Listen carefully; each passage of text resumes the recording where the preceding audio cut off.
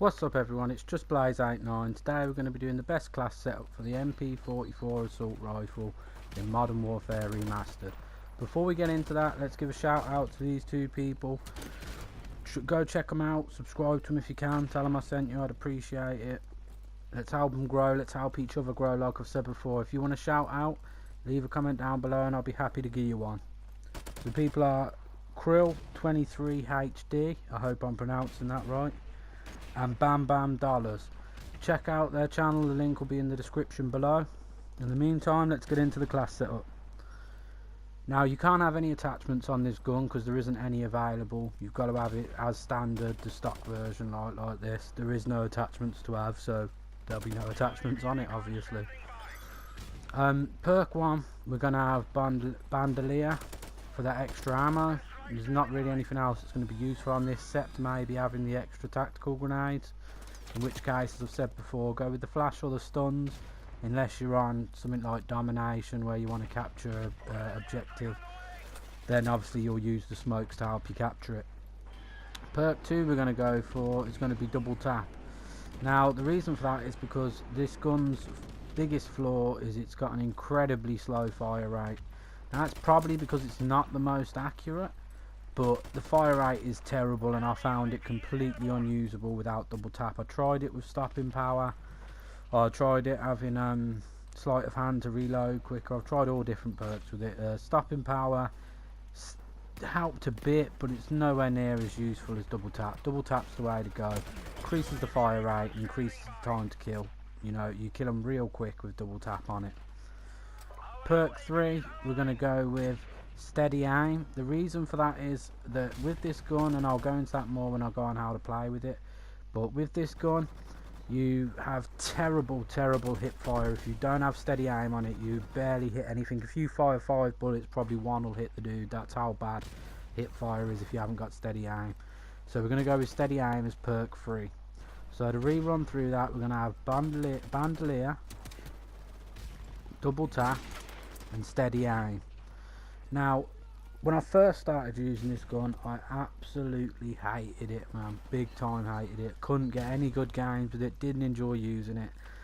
But after spending more time with it, I actually had to use a prestige token to unlock it so I could make the video.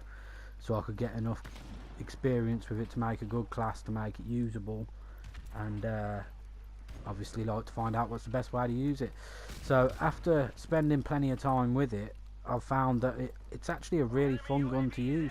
It's fun to use, but the problem with it is that while I pretty much always go positive with it, I have good games, but I've never had a majorly awesome game with it. Like, I've never gone on a massive 20 kill streak with it or nothing like that. And I think the reason for that is that it's fairly useless at range. It's best to be kept at short to medium range when you're playing with this gun. It is an assault rifle, but to be honest with you, you're best to use it as if it's an SMG. You can hit people at range, but anything past medium range and the accuracy it's questionable. Obviously this is a gun where if you're firing at anything past medium range, you want to be milking the trigger and firing in short bursts, because if you don't fire in short bursts with this gun at range, you're not going to hit anything. As I say, the accuracy is probably the biggest downfall to this gun.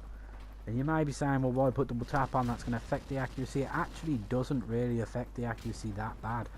The accuracy is pretty much the same with double tap on it, to be honest with you, in my experience. But as I say, so when you're playing with this gun, you want to treat it as an SMG, so keep moving as much as possible.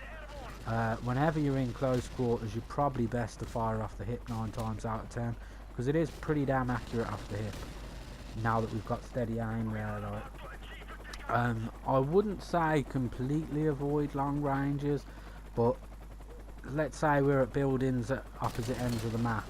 I'm not about to challenge you with this gun. It's pointless, because you'll kill me before I get enough bullets on you to kill you.